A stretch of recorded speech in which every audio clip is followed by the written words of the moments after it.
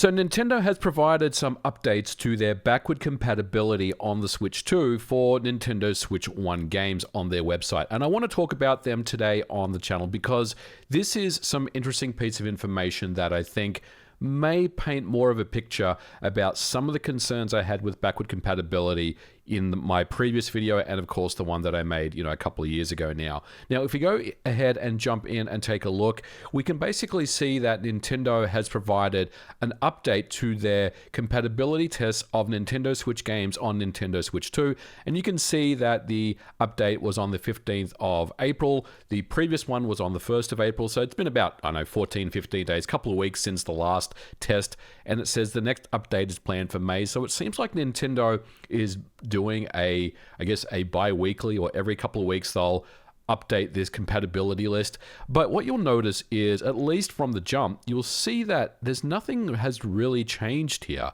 If you take a look at these charts, we can still see pretty much the same percentage of games that have no issues, and then obviously all the big list of these 15,000 partner games that are still being currently tested. And this is a little bit interesting to see this because in the last video that I made, I kind of felt like that this blue list would start to get bigger as this kind of light blue list starts to shrink. And it doesn't seem like there has been much as far as testing or maybe some updates. So let's go ahead and kind of scroll down and show some more information here. And the one that's interesting is this one here that says games with issues that are planned to be addressed. Now, if we click onto this one here, you can see that Nintendo has only really addressed 2 games in this compatibility list. So in the case of Fortnite, it seems like Epic Games has just decided that they would just rather patch a Switch 2 native version on top of the existing game, which I think is something that a lot of developers are probably going to start to do. And the second one, which is the more interesting one, I guess, this is a Nintendo published game, Fitness Boxing. It's being planned to be resolved via an update. But the big takeaway here for me, guys, is that there's only really been one game that has been kind of updated since the last backward compatibility test. Now, one other interesting part of the backward compatibility update for 15th of April is that some new wording has been added to the website that wasn't there previously. And I'm talking about the solid blue section where it is claiming that all these games here, the 122 Nintendo games, or the majority of that 122 Nintendo games and the 21 or 22% of partner games had no issues found during basic compatibility testing. Now, I had to go back to archive.org just to make sure that the wording was the same or it had changed. But this new section here says, or issues are planned to be addressed. Now it's basically telling us we didn't find any issues with these games, but if we did, we're planning on addressing them in an update, which is a little bit different from the messaging that they had on April the 1st, which was no issues found during basic compatibility testing. So while that wording change isn't really that big of a deal, you can also think of it as Nintendo kind of covering their ass a little bit because they do mention basic compatibility testing. So obviously it means that they have a lot of work ahead of them to ensure that the entire catalog, or at least as much as possible of that entire catalog, is running correctly.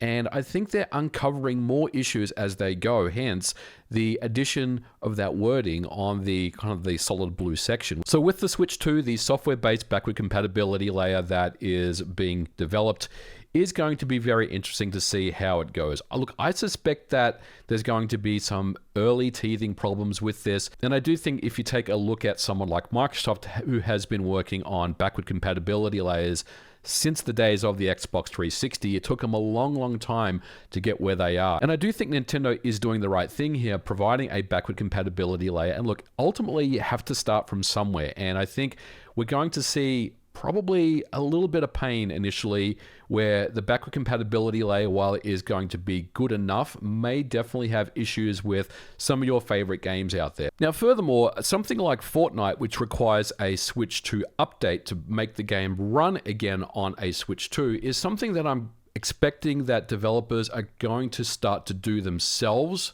And I say that because, again, from this 15,000 list of games, there's going to be situations where developers are going to start getting access to development kits and retail kits, and they're going to start running their games on the Nintendo Switch 2. And rather than wait for Nintendo themselves to provide an update to the backward compatibility list, it's probably something where a situation is going to occur where developers are going to start proactively getting ahead of the situation and providing a Switch 2 update for their game so they can run on the Switch 2. So ultimately, rather than me waiting for Nintendo to address their issues from their backward compatibility software, it may just be an easier solution to provide a Switch 2 patch for that game to run on the Nintendo Switch 2, which is what Epic is doing with Fortnite. And I would expect a lot of other studios, developers, publishers to start to do this as well, especially when we walk through that 15,000 list of games, because that is a huge list that Nintendo probably can't get through in a timely fashion, especially when we start to, consider that they've only tested really 2 games, or they've updated the compatibility list of 2 games in the last 2 weeks.